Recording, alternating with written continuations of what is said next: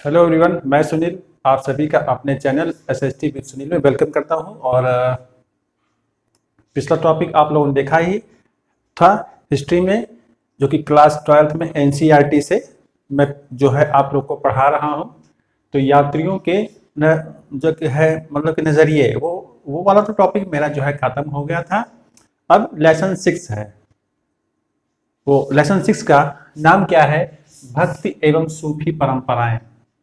ठीक है, भक्ति एवं सूफी परंपराएं। इसमें व्यक्ति विशेष होते थे जिनका जो पूजा पाठ का एक जो मतलब कि एक जो इनकी अपनी स्वयं की एक टेक्निक होती थी, जो एक तरीका जो इनका होता था, हम उस पर बात करेंगे।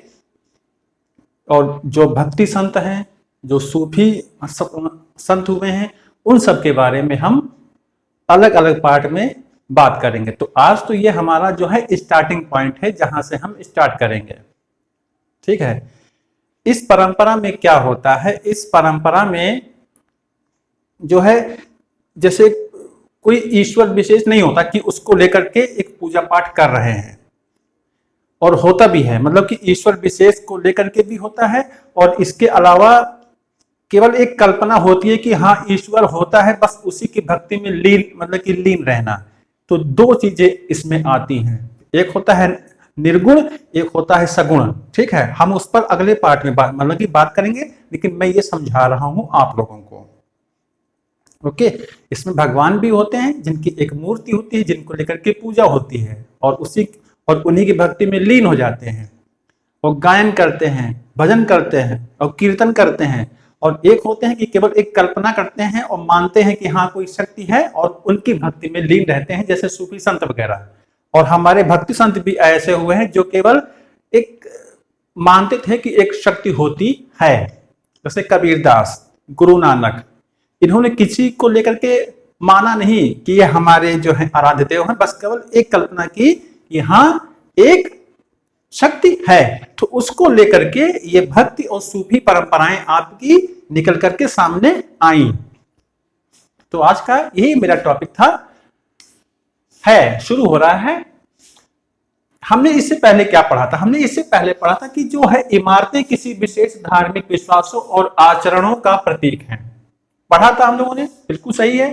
पिछले आज वीडियोस में हमने देखा था कि इमारतें जैसे मंदिर है, स्तूप है, ये किसी विशेष धर्म के प्रतीक होते हैं। जैसे स्तूप की बात आती है तो फिर बौद्ध धर्म की बात, बौद्ध धर्म उससे जुड़ जाता है। ठीक है, तो वही चीज ये मतलब कि ये बता रहा है, और लोगों के धार्मिक विश्वास भी होते थे। उसके बाद है अन्य धार्मिक विश्वासों का जो है पुनर्निर्माण साहित्यिक परंपरा जैसे पुराणों के आधार पर हम कर सकते हैं। इसके अलावा अन्य चीजें हैं, या धर्म की व्याख्या करने के और भी तरीके हैं, जैसे साहित्य वगैरह, या जैसे पुराण वगैरह। स्तूप को देख करके हम बौद्ध धर्म की कल्पना करते हैं, मंदिर को देख करके हम हिंदू धर्म की कल्पना करते हैं, हिंदू धर्म से जुड़ जाते हैं। मस्जिद को इस्लाम से हम जोड़ देते हैं, चर्च को हम जो है ईसाइयत से जोड़ देते हैं। उसी प्रकार से ये अलग अलग साहित्य भी जो होते हैं, ये अलग अलग धर्मों की व्याख्या करते हैं, जिनसे हमको जानकारी मिलती है। ठीक है, आगे है नूतन। नया क्या है? नूतन साहित्यिक स्रोत संत कवियों की जो है रचनाएं होती हैं, अधिकतर संगीतबद्ध हैं। भक्ति और सूफी परंपरा में आप लोग को विशेष रूप से ध्यान रखना है कि ये संगीतबद्ध हैं। इसमें संगीत का, गायन का और कीर्तन का, भजन का विशेष महत्व है। किसमें? भक्ति और सूफी परंपरा में। इससे पहले आप उठा करके देख लो, किसी में भी ऐसा नहीं है। बस केवल ईश्वर का ध्यान रखना और उसका चिंतन करना, यही आप लोगों ने पढ़ा। तो ये भक्ति और सूफी परंपरा एक नई चीज है, इसमें तरीका अलग है, इंटरटेनिंग है ये, कि एकदम मस्त हो जाना किसी भी देवता की पूजा में या अपने आराध्य की। और समय के साथ इनमें जो है चेंजेस भी होते रहे हैं। संगीतबद्ध इनको किया जाता था, लेकिन जैसा सामाजिक परिवेश होता था, जैसा राजनीतिक जो है परिवेश होता था, उसी के हिसाब से इनकी मान्यताओं में भी बदलाव आता रहा है। जैसे गुरु नानक जो है, जैसे सिख धर्म से संबंधित हैं और इसमें 10 गुरु हुए हैं, तो हर एक में जितने गुरु हुए हैं हर एक के काल में कुछ ना कुछ बदलाव आते रहे हैं, जिनको लोगों ने स्वीकार भी किया अकॉर्डिंग टू सोसाइटी, मतलब कि समाज के अनुसार उसमें बदलाव करना एक मजबूरी हो जाती है, अन्यथा आप या जो धर्म है वो फिर उतना अच्छा डेवलप नहीं कर पाएगा, उतना अच्छा ग्रो नहीं कर पाएगा। तो जरूरत है बदलने की। उसके बाद है धार्मिक विश्वासों और आचरणों की गंगा जमुनी बनावट। गंगा जमुना नदियां हैं, कभी एक दूसरे से दूर, कभी एक दूसरे में समा जाती हैं, मिल जाती हैं, तो वही चीजें बताने की कोशिश कर रहा है। जो वैदिक धर्म था वो भी लोगों को ईश्वर से जोड़ने का काम करता था। बौद्ध धर्म, जैन धर्म भी लोगों को ईश्वर से जोड़ने का काम करता था। तो क्या भक्ति और सूफी परंपराएं नहीं है? बिल्कुल है, राइट। तो ये भी गंगा जमुनी मतलब की बनावट है, ये आपको अपने उद्देश्य पर ही लेकर के जाती हैं। उसके बाद इस काल की प्रभावी विशेषता है साहित्य और मूर्तिकला दोनों में ही अनेक तरह के देवी देवता दृष्टिगत होते हैं। इस काल की ये सबसे बड़ी विशेषता है कि चाहे वो साहित्यिक स्रोत हो चाहे वो मूर्तिकला, दोनों में ही इसकी जो है देवी देवता हमको दृष्टिगत होते हैं। जैसे मीराबाई ने, ठीक है, भगवान कृष्ण को माना, उनकी मूर्ति को स्थापित किया और उन्हीं की भक्ति में लीन हो गई। ओके, उसके बाद है साहित्यिक स्रोत। फिर हम बात करेंगे इस दौरान दो जो है प्रक्रियाएं समाज में कार्यरत थीं। अब वे प्रक्रियाएं क्या क्या थी? एक जो है प्रक्रिया ब्राह्मणीय विचारधारा के प्रचार की थी। ब्राह्मणीय वैदिक विचारधारा धर्म के बारे में मैंने आपको बताया है। इसमें वर्ण वर्ग को विशेष महत्व दिया जाता था, जैसा कि इसमें विशेष जो वर्ण है उसको महत्व मतलब दिया जा रहा है, लेकिन जो अन्य वर्ण है उनको महत्व नहीं दिया जा रहा है, पक्षपात किया जा रहा है। ब्राह्मणी विचारधारा के प्रचार की थी। इसका प्रसार पौराणिक ग्रंथों की रचना, संकलन और परिरक्षण द्वारा हुआ। जो ब्राह्मणी विचारधारा है उसके लिए पौराणिक या पुराणों का सहारा लिया गया और इसके अलावा संस्कृत साहित्यों की भी रचनाएं हुई जिनके माध्यम से इसका प्रचार प्रसार हुआ। संस्कृत भाषा का आप विशेष रूप से ध्यान रखेंगे, ये इनकी विशेष भाषा थी, ये एक खास वर्ग की भाषा थी जिसके द्वारा इस खास वर्ग ने अपने वजूद को बनाए रखने का एक प्रयत्न किया, अपने आप को वर्ण व्यवस्था में श्रेष्ठ साबित करने के लिए। उसके बाद अन्य प्रक्रिया क्या है? अन्य प्रक्रिया थी स्त्री, शूद्रों व अन्य सामाजिक वर्गों की आस्थाओं और आचरणों को ब्राह्मणों द्वारा स्वीकृत किया जाना और उसे एक नया रूप प्रदान करना। और दूसरी प्रक्रिया फिर क्या आती है कि जो स्त्री हैं, जो शूद्र हैं, अब उनको भी सामाजिक वर्गों की जो उनकी मान्यताएं हैं, जो उनकी आस्थाएं हैं और जो उनके कृत्य हैं, उनको भी अब ब्राह्मणों द्वारा स्वीकृत किया जाने लगा। मैंने क्या कहा कि समाज काल के अनुसार हमको बदलना पड़ता है, ठीक है। तो वही ये उस ओर इशारा कर रहा है और एक नया रूप प्रदान किया, नया रूप, एक सुधारवादी रूप जिसमें सभी वर्णों को महत्व दिया जा रहा है। उसके बाद आता है इसमें विशेष क्या है? विशेष ये है कि धार्मिक विचारधाराएं और पद्धतियां, ठीक है, धार्मिक विचारधाराएं और पद्धतियां जो होती हैं जिनको महान के नाम से जाना जाता है, ठीक है, जिनको महान के नाम से जाना जाता है। महान का मतलब क्या होता है, ये इंपॉर्टेंट है, आपको समझना है। महान का मतलब होता है किसानों द्वारा या जो छोटे वर्ग हैं किसानों द्वारा उन कर्मकांडों का अनुकरण जिसका पालन पुरोहित और राजा द्वारा किया जाता था, उसको महान परंपरा कहा गया। क्योंकि आप सभी जानते हो वर्ण व्यवस्था में जो सबसे ऊपर आते थे वो अपने आप को सर्वश्रेष्ठ लगाते थे या जताते थे, और इन्हीं की जो परंपराएं थी तो उसको इसी आधार पर महान माना गया है क्योंकि वो स्वयं को महान मान रहे हैं। तो किसानों ने और जो अन्य वर्ग था, जो छोटा वर्ग था, उसने इन मान्यताओं को, इनकी मान्यताओं को मानना शुरू कर दिया था, इसीलिए इसको कहा गया महान परंपरा। इसको नाम किसने दिया था? रेडफील्ड ने। ये एक सामाजिक वैज्ञानिक थे, समाज वैज्ञानिक थे, जिन्होंने इस परंपरा पर एक अध्ययन किया और महान तथा लघु नामक दो विचार आपके सामने रखे। तो आपको ध्यान रखना है महान और लघु क्या है। तो महान को आप सीधे तौर पर कह सकते हो कि जो पुरोहित और राजा होते थे, जिन कर्मकांडों को वो किया करते थे, उसको इनके द्वारा अपनाया गया। अब मतलब कहने मतलब जो समाज का निचला तबका है वो अपने आप को ऊंचे स्तर पर लेकर के आ रहा है और अपने आप को श्रेष्ठ साबित करने का एक चुनौती भी दे रहा है। इस परिपाटी से भिन्न लोकाचार लघु कहलाते थे। ठीक है, इसमें क्या था? संस्कृत पौराणिक परिपाटी तथा लघु परंपरा के बीच हुए अविरल संवाद का एक क्या है? ये एक परिणाम है। ठीक है, तो ये चीज आपको ध्यान रखना है कि महान क्या है और लघु क्या है। ये हाँ, तो ये हो गया। इसके बाद है इसका सबसे विशिष्ट उदाहरण पुरी में मिलता है।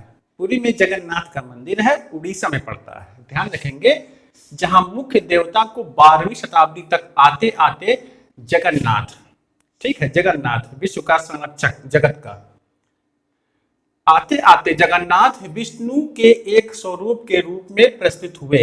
यानी कि इनका जो मानने का तरीका है, जो जैसे भगवान शंकर को भी अलग अलग काल में अलग अलग नामों से जाना गया, तो उसी प्रकार से जगन्नाथ को अब विष्णु का रूप माना जाने लगा। इनकी रथ यात्रा भी निकाली जाती है पुरी में, जो कि वर्ल्ड मतलब कि फेमस है। इस स्थानीय देवता की प्रतिमा को लकड़ी से गढ़ा जाता है, ये एक विशेषता है।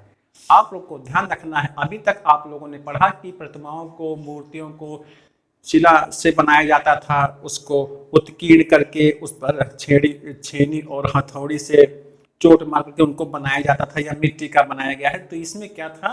तो जो जगन्नाथ की मूर्ति बनती है वो लकड़ी की बनती है, आप लोग को विशेष ध्यान रखना है। ठीक है, गढ़ा जाता था। विष्णु का यह रूप देश के अन्य भागों से सर्वथा भिन्न है। तो विष्णु की आराधना हमारे देश में अलग अलग रूपों में की जाती है, लेकिन पुरी में ये एक विशेष चीज है कि यहाँ पर लकड़ी के बनाए जाते हैं ये।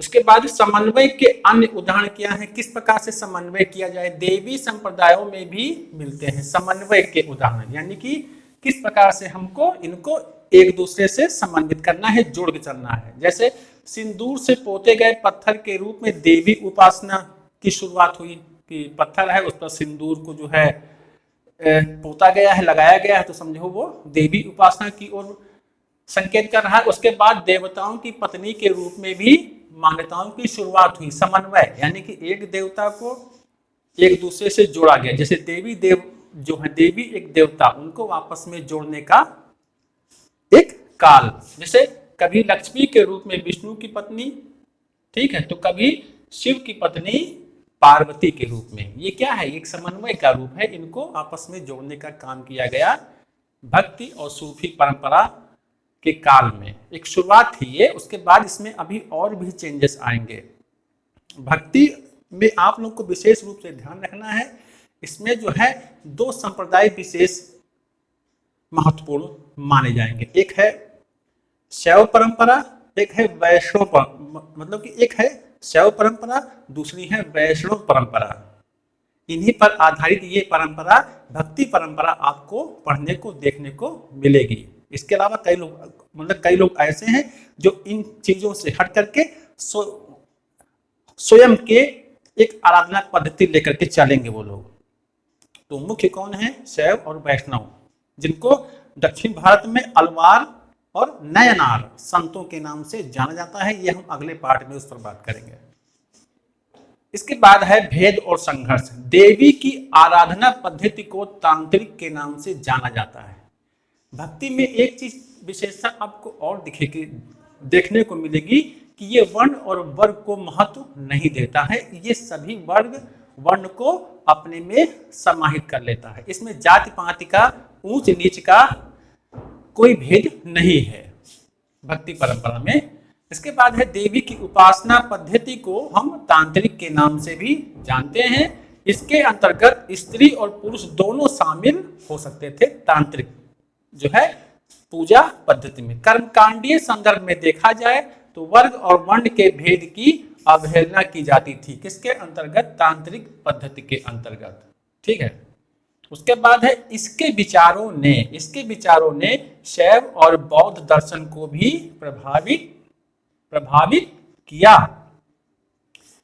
जिस प्रकार से इन लोगों ने जाति पाति का भेद मिटा दिया, उसको नहीं माना, मिटा तो नहीं पाए, लेकिन इन लोगों ने उसको स्वीकार नहीं किया।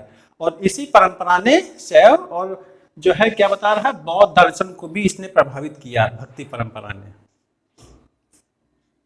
प्रभावित किया। इन समस्त विश्वासों और विचारों का वर्गीकरण हिंदू के रूप में हुआ।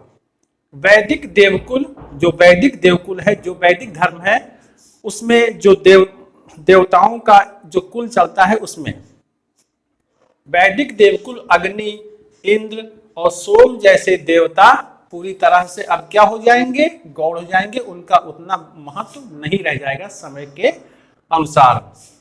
क्या बता रहा है? अग्नि, इंद्र और सोम, जैसा कि मैंने बताया, अब महत्व किसको मिलेगा? तांत्रिक पूजा पद्धति को और शैव पूजा पद्धति को, वैष्णव संप्रदाय को। इस प्रकार से बदलाव देखने को मिलेंगे आपको। फिर है तांत्रिक आराधना में लगे थे और वैदिक सत्ता की अवहेलना करते थे।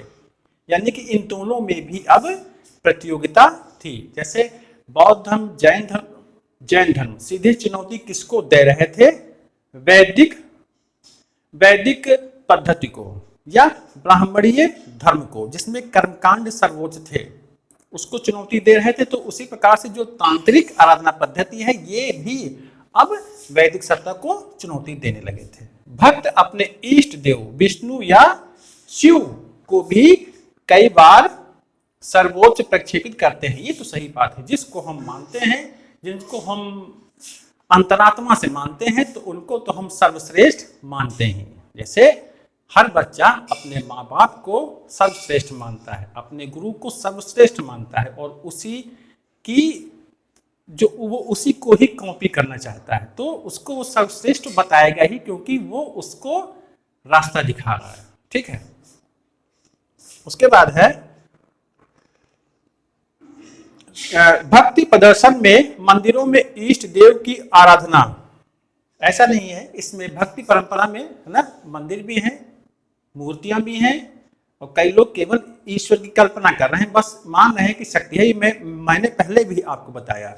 इसके बाद और इसके अलावा इसमें यह भी था कि मंदिरों में अपने इष्ट देव को रख दिया है और उसी की आराधना कर रहे हैं। जैसे मीराबाई को देख लो आप लोग, से लेकर उपासकों का प्रेम भाव में तल्लीन हो जाना दिखाई पड़ता है। मीराबाई किस प्रकार से खो गई भगवान श्री कृष्ण की आराधना में, मीराबाई।